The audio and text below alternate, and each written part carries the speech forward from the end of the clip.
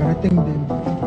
Pero kakain muna bago maglakad dun.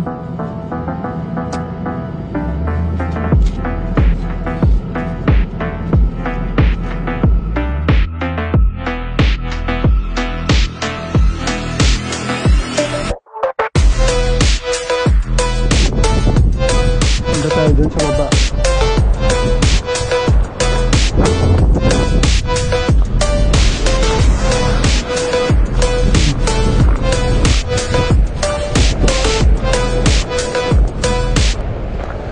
Kumukuha yung mga kababayan natin doon, kumukuha ng tahong.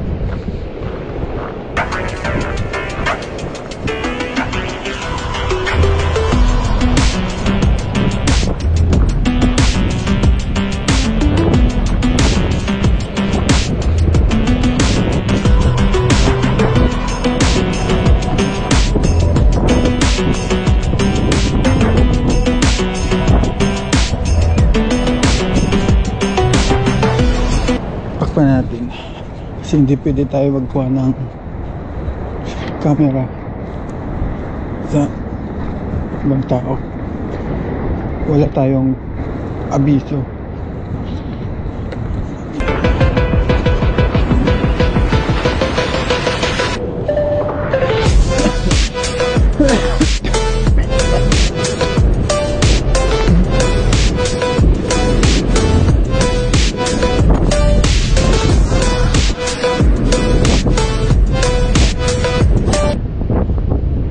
Pasukin natin yung kuweba.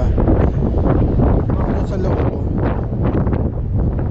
Kasi diba naman $200 ang bayad para makapagganyan ka, paglipat ka. $200.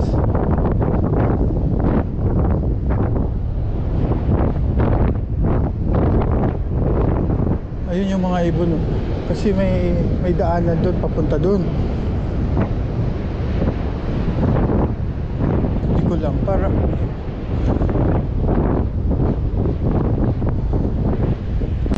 takbo na tayo para madali.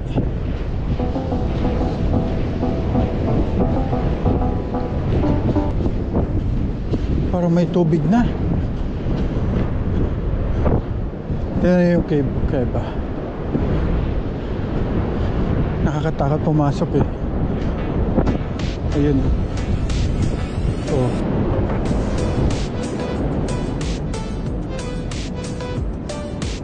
Oh. Ako lang mag-isa dito. Matigas naman yung buhangin, hindi malambot. Walang ahas dito. Mababaw pa yung tubig. Pero pag mamayang gabi, mataas na yung tubig dito. Yun, no?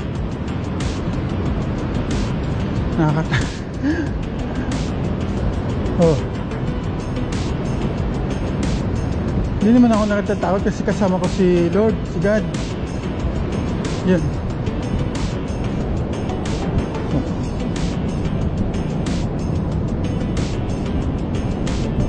Oh. Kita nyo ba? Oops. Parang may demonyo na. Lalabas tayo. Hindi tayo pumasok doon. Balik.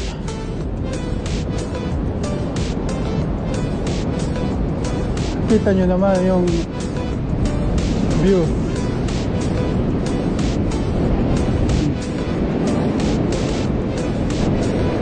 Naglalakihan yung mga taong dito. Yung mga tahong yan, tahong. Kita nyo yung tahong. Yan,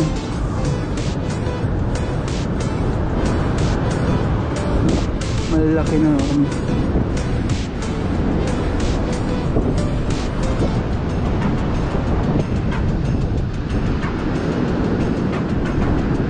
Malalaki na ito, medyo ba? Kaso medyo maliit pa yan, ha?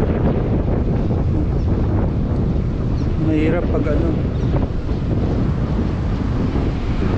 pag mali yung size kinuha mo, may multa ka pag mahuli ka. Ito may mga tahong, ang dami. Libre naman kumuha dito, basta yung tamang size lang kukunin mo.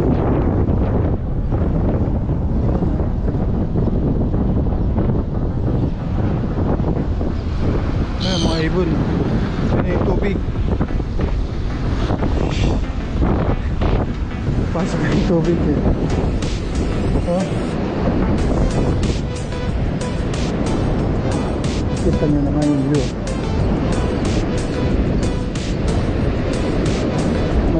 Malaya nabubuhay dito yung mga ibon.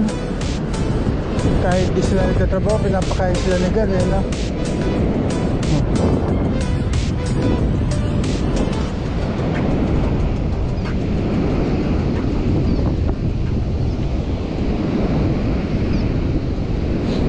Ayun pa yung taong, catch.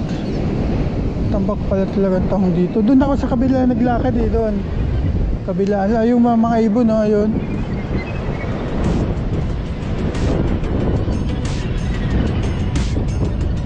Ayun yung mga ibon. Ayun.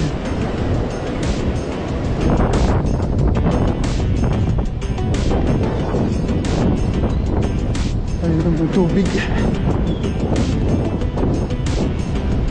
Ayun, malaki pala yung tubig. Ang ganda sana ng view dun eh, kasi yung tubig nang hahabol.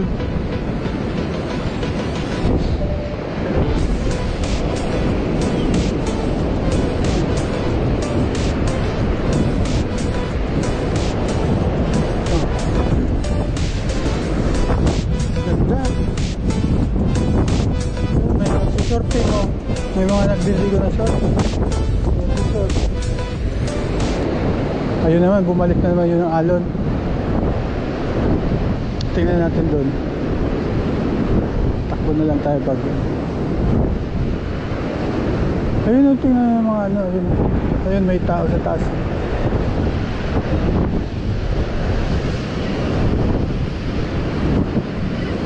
Wala pa yung tubig.